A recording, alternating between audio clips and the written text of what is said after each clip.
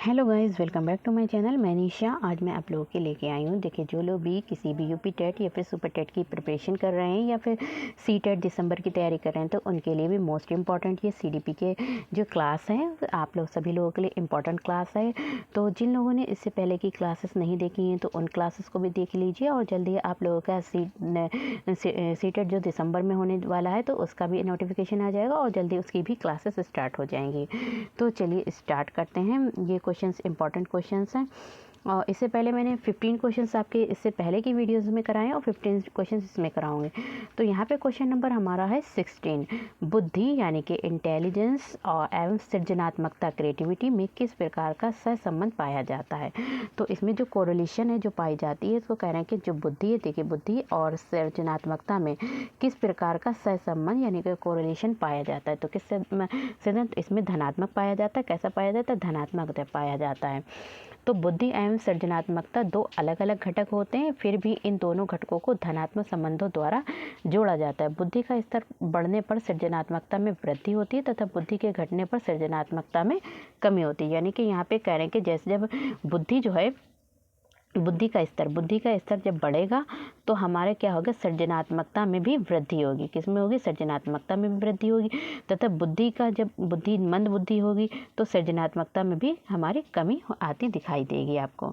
Next आपका question है, question number 17 है। यहाँ पे कह रहे हैं कि कक्षा में अनुशासन बनाए रखने के लिए सर्वाधिक प्रभावशाली उपाय क्या है। देखिए, क्लास में हम चाहते हैं कि जो डिसिप्लिन है उसको बनाए रखें। ठीक है, कक्षा में डिसिप्लिन को बनाए रखने के लिए सबसे सर्वाधिक प्रभावशाली उपाय क्या है। देखिए, 4 उपाय दे रखे हैं कि अनुशासनहीन छात्रों को कक्षा से बाहर निकाल देना। तो हम किसी के साथ मतलब दुर्व्यवहार नहीं कर सकते हैं टीचर होने के नाते।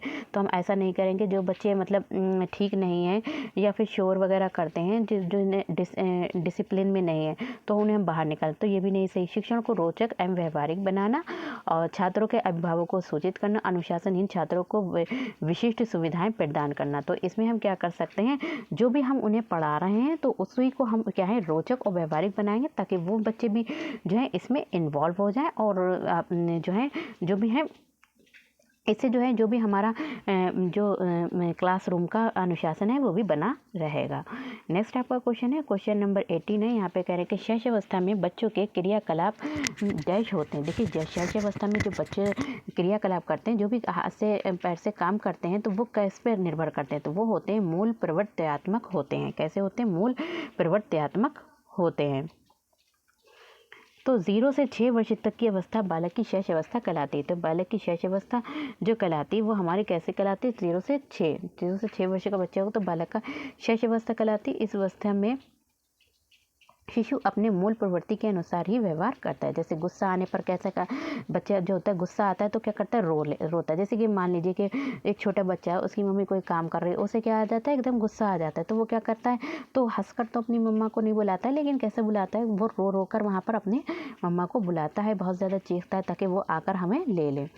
और जब मतलब खुश होता है, हंसी होता है, खुश होने पर कैसा करता है, हंसी की अभिव्यक्ति करता है, गुस्सा होने पर वो रोता है। तो ये सब हमारे क्या होते हैं, शैशव अवस्था में बच्चे के जो भी क्रियाकलाप करते हैं तो वो कैसे करते हैं, मूल प्रवर्त्यात्मक होते हैं।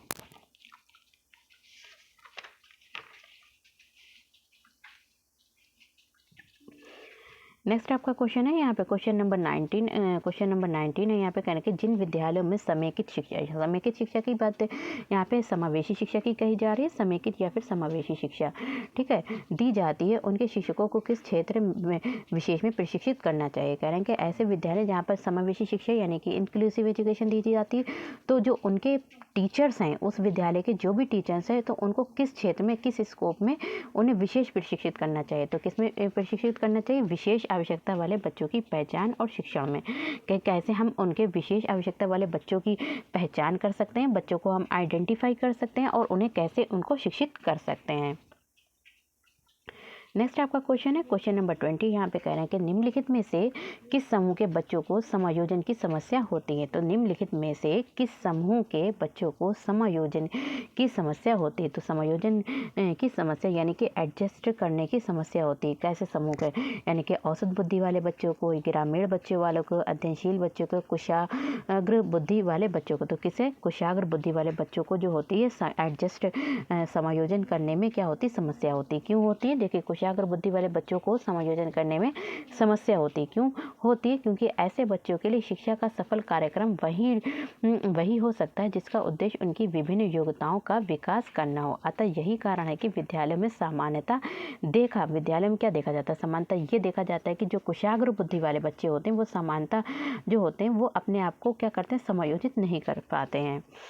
नेक्स्ट आपका क्वेश्चन है, क्वेश्चन नंबर यहाँ पे 21। यहाँ पे कहने के किसी शिक्षक को यदि ये लगता है कि उसका एक विद्यार्थी जो पहले विषय वस्तु को भली प्रकार से सीख रहा था अतः उसमें स्थिरता आ गई है, शिक्षक को इसे क्या? देखिए यहाँ पे क्वेश्चन आप लोग को अच्छे से पढ़ना है ताकि उसका आंसर आप लोग अच्छे से सॉल्व कर सकें। देखिए यहाँ पे कह रहे हैं कि किसी शिक्षक को यदि ये लगता है, यहाँ पे एक टीचर को ऐसा लगता है कि जो उसका स्टूडेंट था, जो विद्यार्थी था, पहले वो विषय वस्तु को भली प्रकार से सीख रहा था, अच्छे तरीके से जो भी उसको टीचर पढ़ा रहा था वो अच्छी तरीके से सीख रहा था, लेकिन अब क्या है? उसमें स्थिरता आ गई है, यानी कि रुक गया है वो। तो शिक्षक को इसमें क्या करना चाहिए? सीखने की प्रक्रिया को स्वाभाविक स्थिति माननी चाहिए, विषय को स्पष्टता से पढ़ाना चाहिए, विद्यार्थी को प्रेरित करना चाहिए, उपचारात्मक शिक्षण करना चाहिए। तो क्या करना चाहिए? देखिए जो सीखने की प्रक्रिया स्वाभाविक स्थिति मानना चाहिए। देखिए कभी कभी ऐसा होता है कि मान लीजिए कि आपका एग्ज़ाम नहीं है तो आप इतनी गति से तीव्र गति से नहीं पढ़ रहे हैं, लेकिन आपका कल एग्ज़ाम है तो क्या होता है? तो आप बहुत ही तीव्र गति से पढ़ते हैं, बहुत ही ज़्यादा पढ़ते हैं। तो ये क्या है? एक जो होता है मंद गति से भी कभी कभी एक ये अंदर माइंड के सभी व्यक्तियों में ऐसा होता है। तो ये सीखने की प्रक्रिया यानी कि जो लर्निंग का प्रोसेस है उसकी एक स्वाभाविक स्थिति मानना चाहिए कि मतलब कभी तीव्र गति से बच्चा सीखता है तो कभी धीमी गति से सीखता है। तो इसमें ये नहीं होगा कि मतलब हम बच्चे को प्रेरित करें, तो प्रेरित तो करेंगे बच्चे को, लेकिन वो जब अंदर से खुद ही प्रेरित होगा, मान लीजिए उसका एग्ज़ाम होगा तो वो खुद ही ज़्यादा से ज़्यादा पढ़ने की कोशिश करता है। नेक्स्ट आपका क्वेश्चन है, क्वेश्चन नंबर 22 है, अपनी कक्षा के एक विद्यार्थी की प्रवृत्ति को यदि शिक्षक बदलना चाहता है तो देखिए अपनी कक्षा के क्वेश्चन को बहुत ही अपने आप से अच्छे से पढ़ना है ताकि आप लोग उसके माइंड में बैठ जाए आपके क्वेश्चन। देखिए कहना है कि अपनी कक्षा के एक विद्यार्थी की प्रवृत्ति को यदि शिक्षक बदलना चाहता है, यानी कि जो शिक्षक जिस क्लास में पढ़ाता है, ठीक है, उसका एक जो छात्र है उसकी जो भी प्रवृत्ति है वो शिक्षक क्या करना चाहता है? उसको बदलना चाहता है। तो वहाँ पे शिक्षक को क्या करना होगा? तो यहाँ पे उसके समूह के सभी सदस्यों की प्रवृत्ति को बदलना होगा। जब भी उसके जो है वो चाहता है कि जो भी उसके, तो यहाँ पे एक शिक्षक को क्या करना होगा? जो भी 5-6 समूह में रहने वाले जो भी उसके फ्रेंड्स हैं तो उनकी पूरी प्रवृत्ति को बदलना होगा।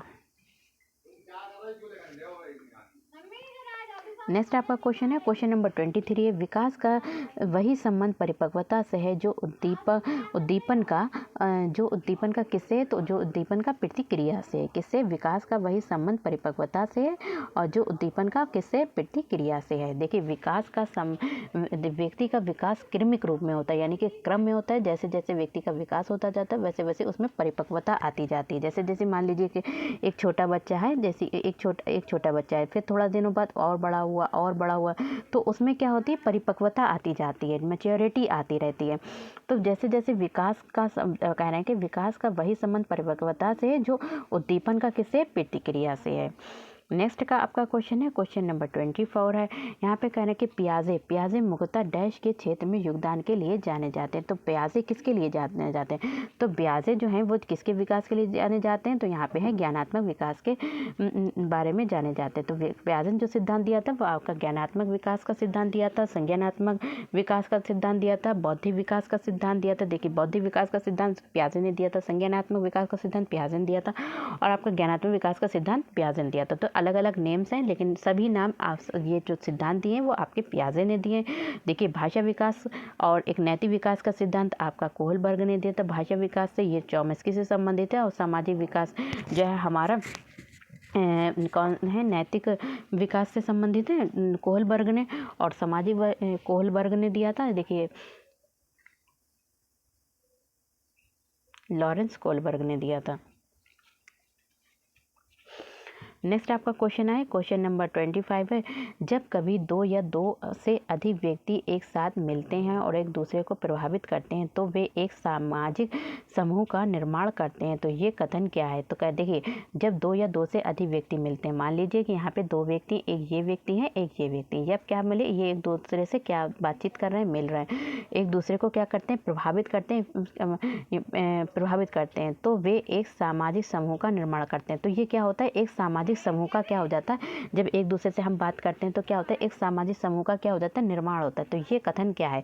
तो यहाँ पे ये कथन कह रहे हैं कि आंशिक रूप से सत्य है, या फिर सत्य है, या कदाचित सत्य है, कदाचित सत्य है, या फिर असत्य है। तो इसमें जो आपका क्या है, तो ये क्या है, आपका बिल्कुल सत्य है। जब दो लोग, तीन लोग, चार लोग आपस में बात करते हैं तो ये एक क्या होता है, सामाजिक समूह का निर्माण हो जाता है। नेक्स्ट आपका क्वेश्चन है, क्वेश्चन नंबर 26 है, यहाँ पे करें, शिक्षण प्रक्रिया में निम्नलिखित में से किसका भली प्रकार ध्यान रखना चाहिए? शिक्षण प्रक्रिया यानी कि टीचिंग प्रोसेस में, शिक्षण प्रक्रिया यानी कि जब हम बच्चों को पढ़ाते हैं तो जो भी प्रोसेस है उसमें जो है किसका भली प्रकार ध्यान रखना चाहिए। तो एक टीचर अगर बच्चों को पढ़ा रहा है तो उसमें किसका ध्यान रखना चाहिए? तो किसका ध्यान है? विद्यार्थियों की सक्रिय सहभागिता। तो हम ये देखेंगे, हम मान लीजिए कि हम एक टीचर हैं और पढ़ा रहे हैं, अब 10 जो बच्चे हैं वो ध्यान मेरी जो भी हम विषय वस्तु पढ़ा रहे हैं तो कंटेंट पर बिल्कुल ध्यान नहीं दे रहे हैं, तो टीचर को पढ़ाने के साथ साथ सभी बच्चों के ऊपर ध्यान भी देना होगा। विद्यार्थियों की सक्रिय सहभागिता, बच्चा जो टीचर मतलब के यहाँ पे कहने के जो टीचर पढ़ा रहे हैं कि बच्चे वो इस चीज़ को समझ रहे हैं, एक्टिव होकर देख रहे हैं, या फिर एक्टिव होकर पार्टिसिपेट कर रहे हैं, या फिर नहीं कर रहे हैं। तो इस चीज़ का एक शिक्षक को बहुत ही ध्यान रखना चाहिए। नेक्स्ट आपका क्वेश्चन है, क्वेश्चन नंबर 27 है, यहाँ पे कहना है कि निम्नलिखित व्यक्तियों में से कौन अपने बच्चों की आंतरिक प्रेरणा दे रहे हैं? तो निम्नलिखित में से कौन अपने बच्चे या फिर बच्चों की आंतरिक यानी कि इंटरनली मोटिवेशन दे रहे हैं, प्रेरणा दे रहे हैं? तो कौन दे रहे हैं? विज्ञान विषयों में सर्वोच्च अंक पाने पर राकेश कुमार अपने पुत्र की प्रशंसा करते हैं। तो यहाँ पे प्रशंसा कर रहे हैं, तो इनकी क्या है, ये आंतरिक प्रेरणा दे रहे हैं। तो जब बच्चे की तारीफ कर रहे हैं तो वो क्या है, बच्चा जो है इंटरनली रूप से क्या है, मोटिवेट हो रहा है यहाँ पे। नेक्स्ट आपका क्वेश्चन है, क्वेश्चन नंबर है यहाँ पे 28 है, बच्चे के सामाजिक विकास में डैश का विशेष महत्व है। तो देखिए, बच्चे का जो भी सोशल डेवलपमेंट होता है तो उसमें किसका विशेष महत्व है? तो बच्चे के सोशल डेवलपमेंट में देखिए, खेल का महत्व है, बाल साहित्य का महत्व है, दिनचर्या का महत्व है, या फिर संचार का महत्व। तो किसका महत्व है? तो खेल का महत्व है। किसका महत्व है? यहाँ पे खेल का महत्व है। नेक्स्ट आपका क्वेश्चन है, क्वेश्चन नंबर है यहाँ पे 29, भाटिया बैटरी का प्रयोग निम्न में से किसके परीक्षण हेतु किया जाता है? देखिए, जो भाटिया बैटरी का प्रयोग किया जाता है, कह रहे हैं कि भाटिया बैटरी का जो प्रयोग किया जाता है वो क्या जांच करने के लिए, किसकी जांच करने के लिए प्रयोग किया जाता है? तो बुद्धि परीक्षण के लिए हम किसका प्रयोग करते हैं? भाटिया बैटरी का प्रयोग करते हैं। और इसका जो निर्माण हुआ था वो CM भाटिया ने किया था। इसका निर्माण जो था वो किसने किया था? एक मिनट, CM, ठीक है, CM भाटिया ने किया था, इसलिए इसका भाटिया बैटरी परीक्षण नाम पड़ा। और ये कब किया था? ये आपका किया था 1955 में किया था। कब किया था? 1955। तो इस परीक्षण को बैटरी बुद्धि परीक्षण, क्रिया परीक्षण समूह भी कहा जाता है। नेक्स्ट आपका क्वेश्चन है और लास्ट आपका क्वेश्चन है, यहाँ पे कह रहे हैं कि कोहलबर्ग ने नैतिक विकास का सिद्धांत दिया था आपका, और जो था पियाजे ने दिया था आपका सिद्धांत, और लॉरेंस कोहलबर्ग ने दिया था। फिर आता है यहाँ पे कोहलबर्ग का विकास सिद्धांत निम्न में से किससे संबंधित है? देखिए, कोहलबर्ग ने जो सिद्धांत दिया था वो आपका नैतिक विकास से संबंधित सिद्धांत दिया था। तो लॉरेंस कोहलबर्ग ने 10 से 16 वर्ष के उम्र के बच्चों के व्यवहार का विश्लेषण किया तथा इन्होंने ये कहा था कि जीन पियाजे के नैतिक विकास के सिद्धांत को विस्तारित, परिवर्तित तरह परिमार्जित किया। कोहलबर्ग ने नैतिक विकास सिद्धांत की 3 अवस्थाएं बताई थी। कौन कौन सी बताई थी? तो एक इन्होंने बताई थी, 3 अवस्थाएं बताई थी। एक बताई थी पूर्व परंपरागत स्तर, ठीक है, परंपरागत स्तर, ठीक है, आधा है पूर्व परंपरागत स्तर और उत्तर रूढ़िगत स्तर दिया था। तो यहाँ पे मैंने 15 क्वेश्चंस इसमें भी कंप्लीट करा दिए हैं और नेक्स्ट वीडियोस में लेकर आऊँगी। तो वीडियो पसंद आए तो like, share, subscribe my channel. Video को लाइक ज़रूर कर दिया कीजिए ताकि मैं मोटिवेट होती हूँ और अच्छा लगता है कि आप लोगों को वीडियो पसंद आई। मिलते हैं नेक्स्ट वीडियो में।